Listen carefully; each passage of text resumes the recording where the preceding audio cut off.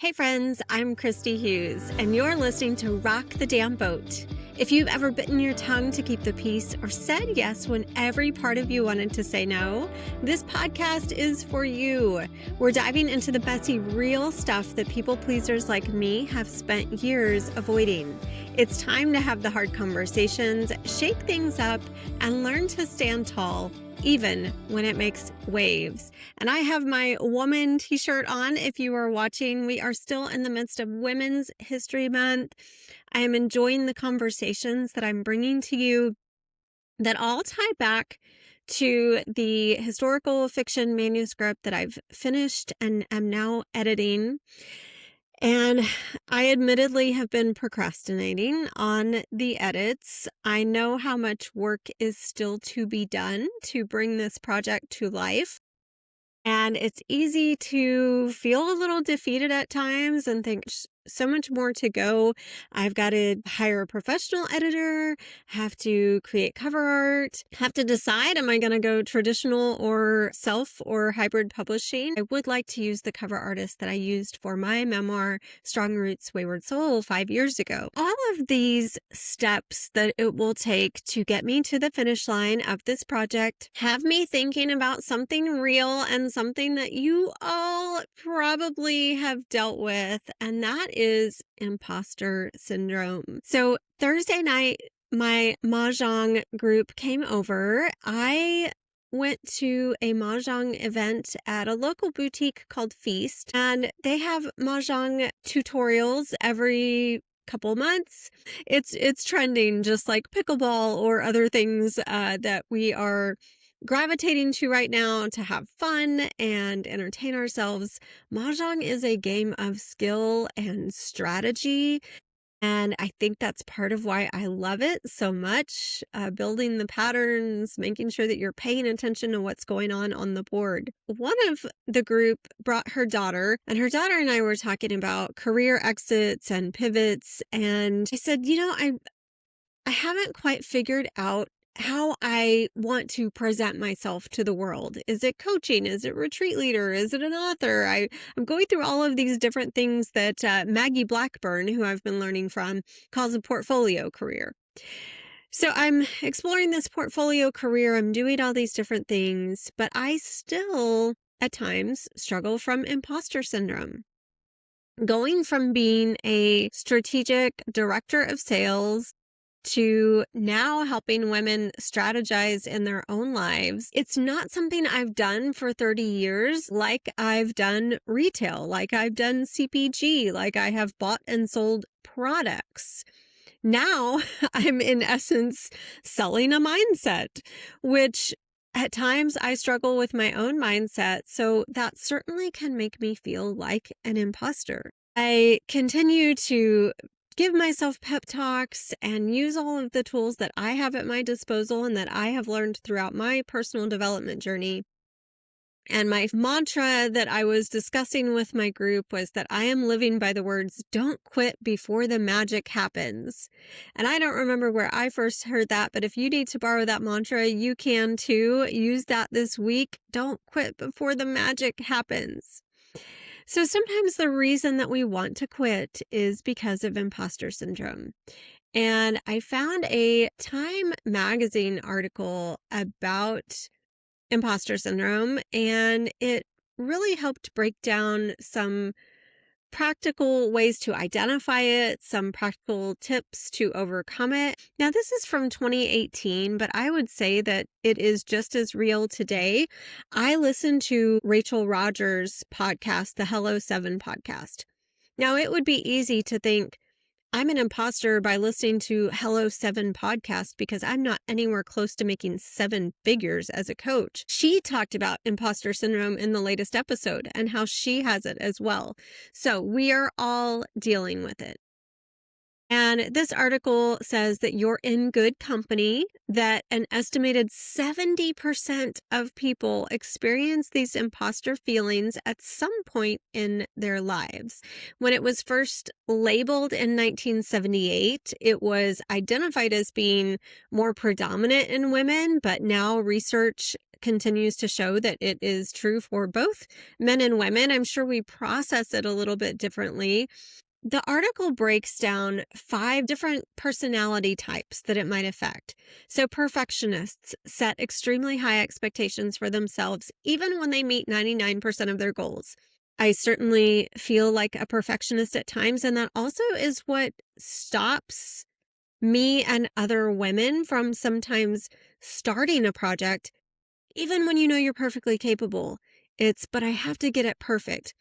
One of the best mindsets I ever learned was from my yoga teacher, Ali Van Vossen, who taught me and our group about imperfect action, taking imperfect action. And when I embody that mindset, I don't get hung up on how it's going to look. I just do it. In the next segment, it is experts, and experts feel they need to know every piece of information before they start a project and are constantly looking for new certifications or trainings to improve their skills. This I see a lot with my coaching clients.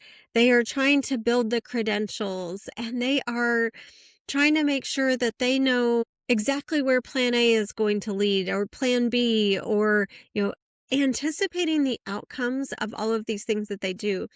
I have been guilty of that. We see this a lot with yoga teachers, where then they want specialty certifications, or they continue to think they need 200, 300, 500-hour trainings. And if that is your goal and you want to pursue that, that is amazing. It depends on whether the motivation is because you want to continue to learn, or you think you need these things.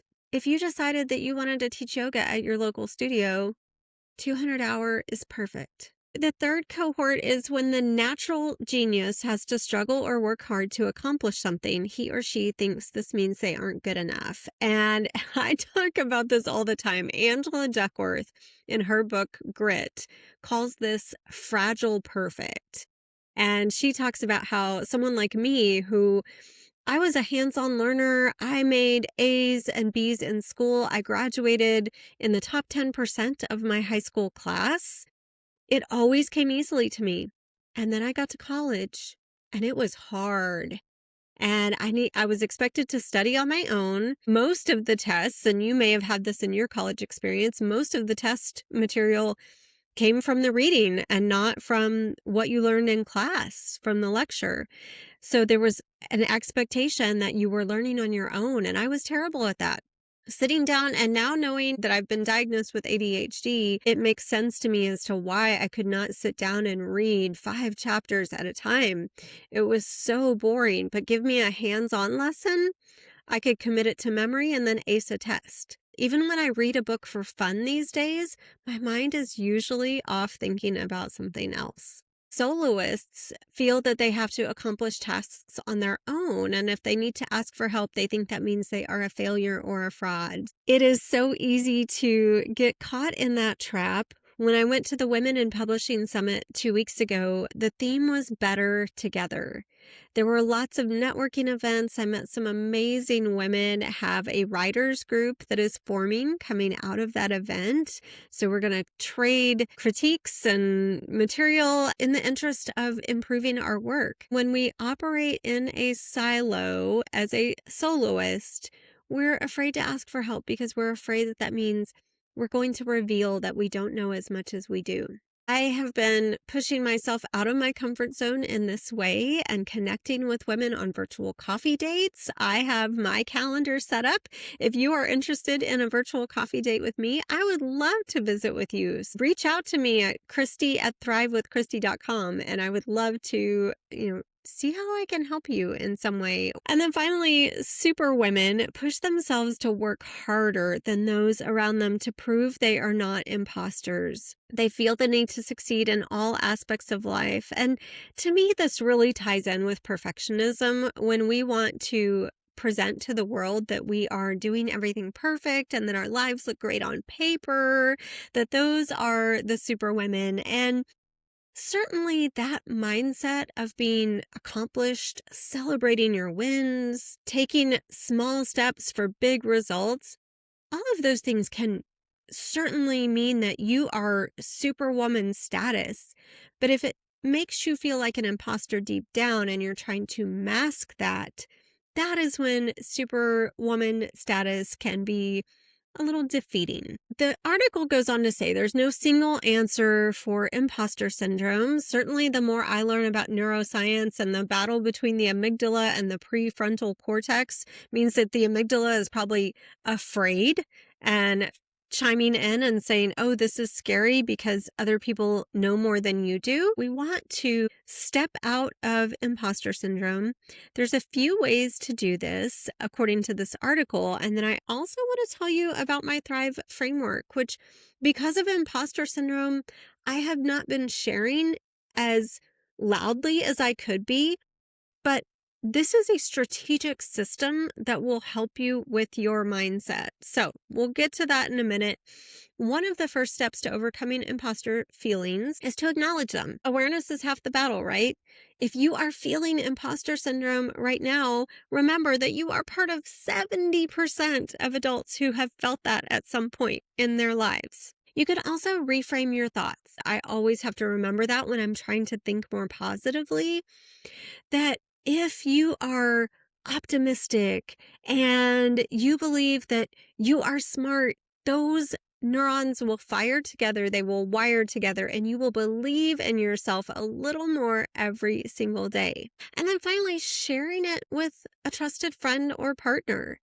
And if you're honest about imposter syndrome, just like I've shared some honesty with you here today, then it can normalize it. And we feel less alone and we feel less paralyzed in imposter syndrome, because it may be that you're just sitting in this mindset of, everyone else is doing it better. I'll never succeed at this. I don't know enough about this. Some people might even say, I'm dumb. When you name that imposter syndrome and you feel like everyone else is out there doing it better, know that they had to start somewhere. Going back to my Mahjong group, we were talking about the scene in Crazy Rich Asians where these women are just playing their tiles and they could finish a game in 5 or 10 minutes, where it might take us 30 minutes to finish a game of Mahjong because we're having to check the rules and we're having to remember, and the strategy doesn't come as easily to us. Maybe a year from now, we will be finishing a round in 10 minutes like we're lightning fast Mahjong experts. But right now, we're just a group of ladies having a whole lot of fun and being forgiving and extending grace whenever we mess up. So that's the way to learn alongside people who might also be feeling like they are imposters. I want to tell you about my Thrive framework because it's the way that I have developed a mindset strategy to get me to the finish line on so many things that I have accomplished and ditched imposter syndrome along the way. The T is for tenacity, and tenacity is that belief that you can accomplish an outcome no matter what. So even if imposter syndrome gets loud, remember that you have this outcome that you are working toward. H is for heart. What my heart wants matters. And even if you're feeling like a little bit of an imposter, if that project or that dream is filling your heart with passion and it lights you up when you think about it, then imposter syndrome be damned. Because if this is what you want for your life, you want to write that book, you want to start that podcast, you want to make a career pivot, what your heart wants matters. R is for resilience. So how do you learn to bounce back when there's setbacks? Our wonderful teacher, Brene Brown, taught us to rise strong, and I learned about resilience from her in my early days of recovery.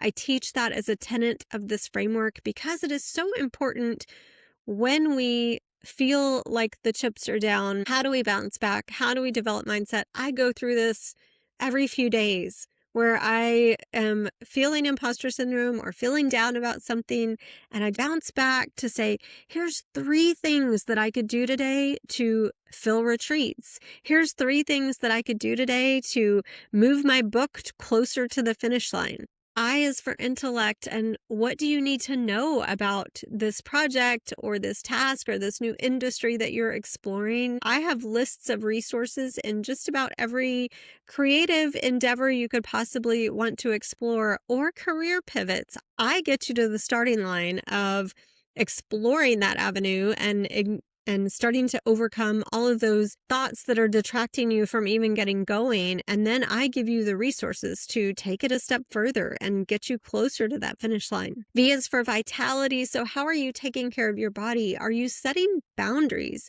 physical, emotional, and mental? And then finally, E is for envisioning. And this is where we do a guided meditation that puts you out there in the future where you've accomplished this goal. And we use a 5 senses meditation where you're thinking about, how does it feel? How does it smell? For me, that might be sitting in a bookstore signing books. How does it feel for me to be sitting there signing books?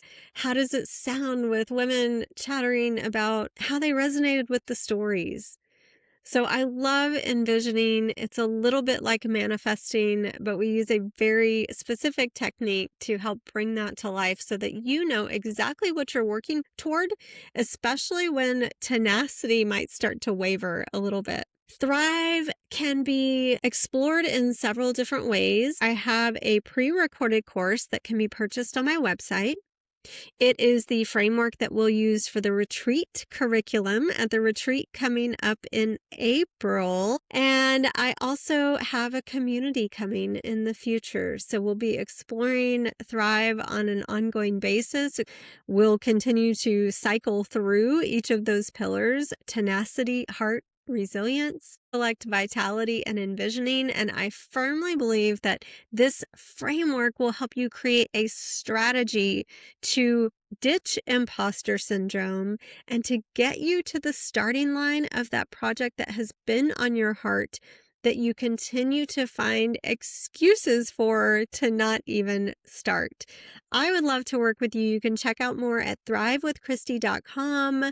I hope that if you are feeling the effects of imposter syndrome, that you can reframe it, that you can talk to a friend about it or a trusted mentor or coach, and that you remember that it is so normal, that all of us feel it at some point, and that you can learn and grow and educate yourself in no time so that you remember we are all doing the best we can.